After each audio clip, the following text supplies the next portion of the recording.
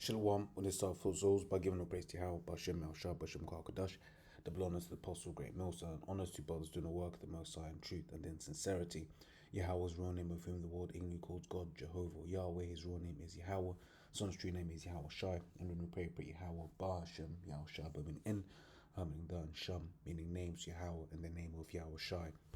Real quick, this is awful April, right? Didn't really know where to go. You see where the spirit leads, but you're just looking at different things, and the general outlook.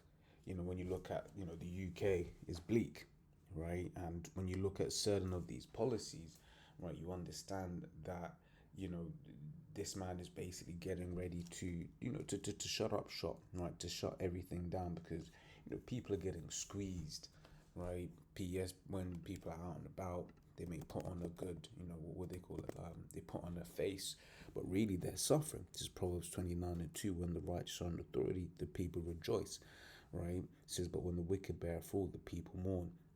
And once again, people are mourning. People are hurt, because when you consider that to live in or to buy property in London, right? The average, in fact, not a top earner cannot on their own,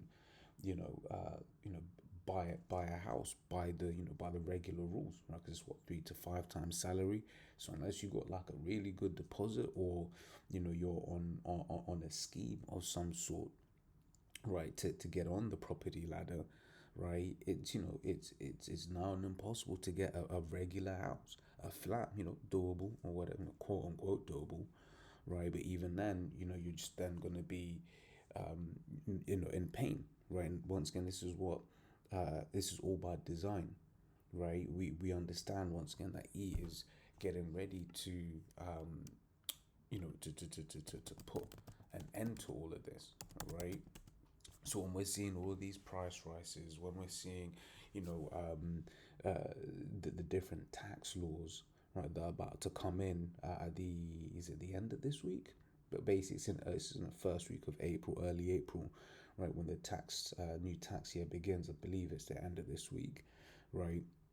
The new tax rules where it's not tax increases, but it's on the consumer, right, on the workers per se, right? But it's you got a lot of tax increases on the employer, right? So you've had a lot of businesses saying, look, man, we can't stay open, right? And what does that then eventually mean? You're going to end up having more people that are going to be, becoming jobless, right? But this is the thing. On one hand, and the elder was saying this earlier, at camp, right? On one hand, right, they're saying you must get a job, but then on the other hand, they're making it now impossible to get a job, and then add AI in the mix, right? You're going to end up in a situation where there just is no jobs. But once again, all these things are on purpose because that is the direction we're going in anyway. Right, this is Ecclesiastes 12:3 says, in the day when the keepers of the house shall tremble, and the strong men shall bow themselves, and the grinders cease because they are few, and those that look out the window be darkened. Right, it says, and that's talking about your financial forecasters. Right, it says, and the doors shall be shut in the street when the sound of the grinding is low, and he shall rise up at the voice of the bird, and all the daughters of music shall be brought low. Right, so you go on, that those musicians are going to be, you've been seeing that even, right? Once again, everything in this society is just crumbling, right? There's no joy. There's no everything has become lackluster, right? But once again, this is just because this is the end, right?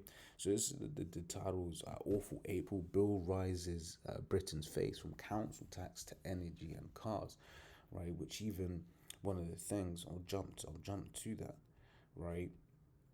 One of the things is with these electric cars, right? Because one of the selling points was that you would end up basically not paying tax, right? One of the first things in London, you've got the central zone, right? Call it zone 1 and zone 2, right? But then even that in parts that you got what we refer to as the congestion charge, and in the congestion charge, you've been having to pay like, and this is going way back, right? You've been having to basically pay quite a bit to drive in there in that zone daily, right? And if you forget to pay, guess what, right? You go and get that fine coming through your door, right? But if you had an electric vehicle, you didn't have to pay that, right? You were able to basically be exempt from that, right? So people, as they do, oh well, I'll get these electric cars. I don't have to pay this, don't have to pay tax, don't have to pay the congestion charge. But then the congestion charge now they got to pay, right? And it says electric vehicles will no longer be tax exempt and will cost £10 in the first year before moving to the standard rate, right? So around about that much, right? I think anyway. But it says this new vehicle excise duty for EVs will affect new and existing vehicles, but drivers of new electric cars worth more than 40k could pay as much as 620 a year from the second year of registration. And this is an interesting thing because it's like 40k. Electric vehicles are more expensive by default, right? So that means a lot more of them will be cutting across this 40k. Because a standard diesel and a standard electric car, right? And the comparative standard electric car, right? The electric cars is a lot more expensive, so you're more likely to be crossing over into that threshold, right? But once again, it just shows you, all of these different traps, all of these snares, right? That are ultimately all about, crushing people, right? To the point taking everything that they have, so that more and more people start leaning onto this devil, right? For the want of all things, which that was one of the curses, that was put upon Israel, right? In Deuteronomy, the 28th chapter, right? So go. Right, it says Deuteronomy 28 and 48, right? It says, therefore shalt thou serve thine enemies, which the Lord Yahweh shall send against thee, in hunger and in thirst and in nakedness and in want of all things, and he shall put a yoke of iron upon thy neck until he have destroyed you.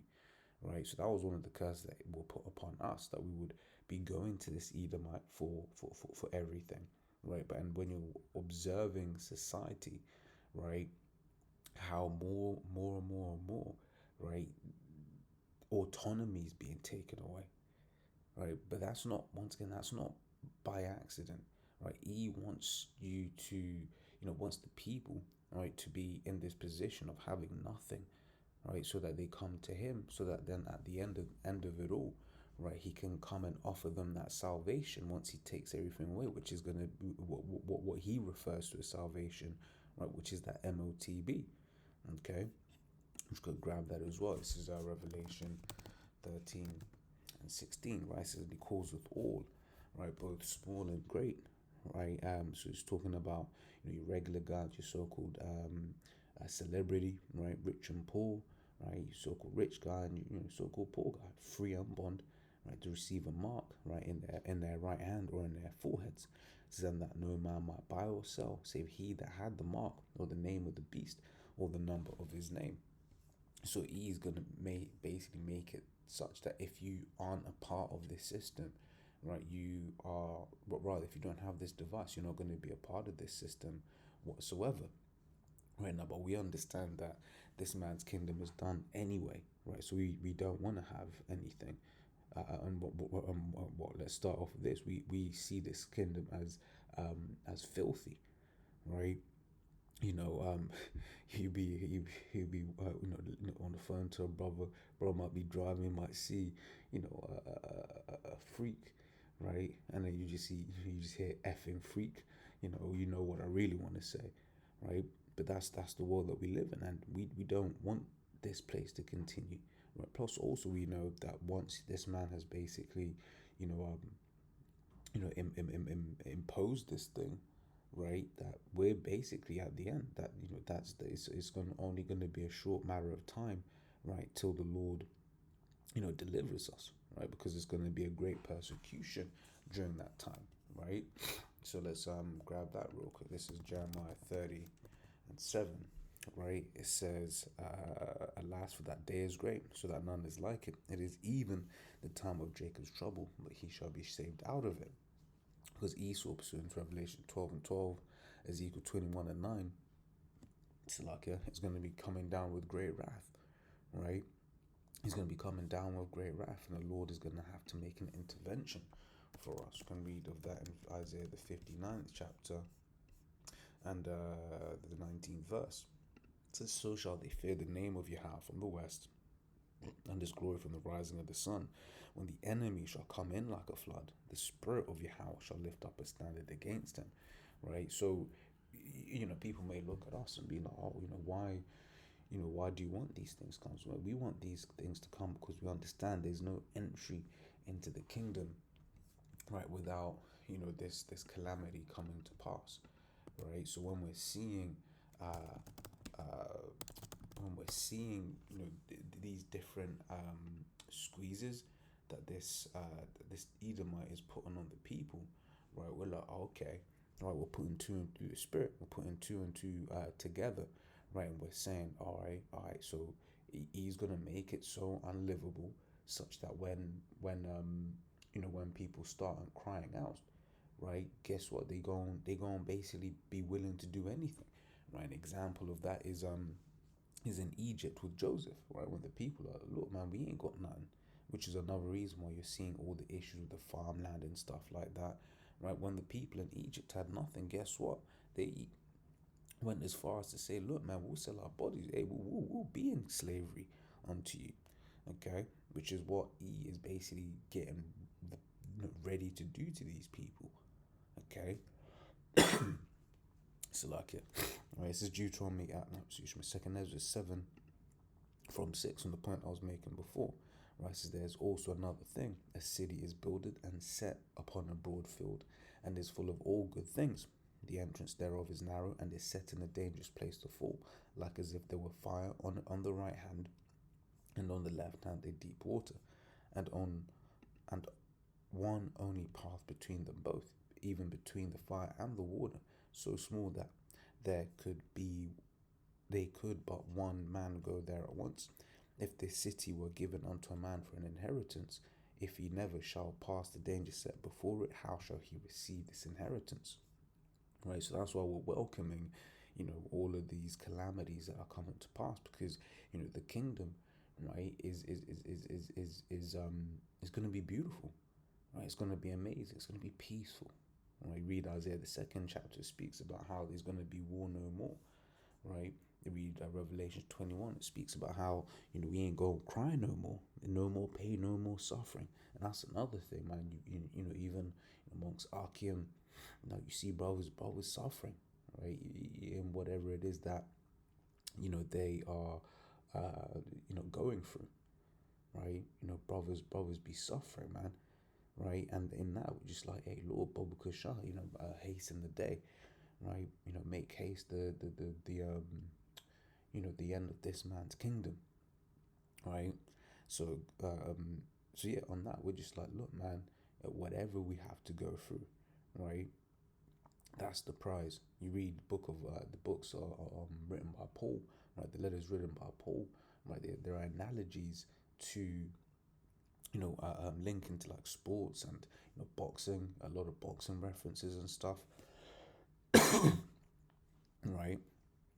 And when you're basically looking at those, and you think about, for instance, in this world as well, how if you got an athlete and that athlete is trying to win, guess what? That athlete will put their bodies through everything so that they can win that, so that they can win that trophy, so that they can win that crown. Scriptures say, these do it for corruptible crown, and we an incorruptible, right? So whatever it is, we've got to go through, right? Or what do we have to do? We have to cast our burdens on the Lord, praise to the Lord to give us the strength to to carry on, right? Whatever is sent our way, right? Once again, scriptures speak about that as well, about how the Lord said, He will not tempt thee above measure. Okay, so we just pray that whatever it is that the Lord gives us, that we can handle, right? If we be of the elect, well, if we be of the elect, then the scriptures are plain, right? The Lord will protect His elect, right? We just hope to be of that number, right? So let's see if there are anything else. Yeah, I mean, like I said, you're just looking at certain of these prices, man. And it's I don't know how it's like in the States, but one of the things that's really pushed here in the UK from a young age is home ownership, right? That's the goal. Hey, you go own your own home, own your own home, own your own home, right? But this is it. Most people buy the home at the top of their affordability. And what's not listed here is, and as I was watching another video, which was basically saying how, yes, these are price rises, but these are price rises on top of the previous several years of price rises. So you had certain people's mortgages, their monthly repayments, went up. I remember hearing one guy, his monthly repayments basically would have almost doubled were he not able to do a thing. I forget what he had to do, but he was able to do a thing. But they would have almost doubled, right, monthly, right? And then now you got all of these increases on top. Point I'm trying to make, you got a lot of people that are going to be very fruit. All right, so it's going to be a very interesting, year to come here in the UK. We say bring it on, man. All right. So as always, Lords, what I was edifying. Till next time, we say Shalom.